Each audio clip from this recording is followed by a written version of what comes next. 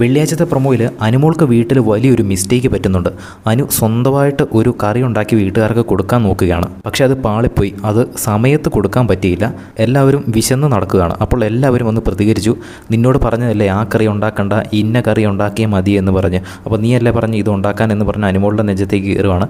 എല്ലാവരും അവിടെ മെഡിസിൻ കഴിക്കാൻ വരെ ആൾക്കാരുണ്ട്. എന്നിട്ടാണ് അനുമോൾ ഈ പരിപാടി കാണിച്ചതെന്ന് പറഞ്ഞ് എല്ലാവരും പ്രതികരിക്കുകയാണ്.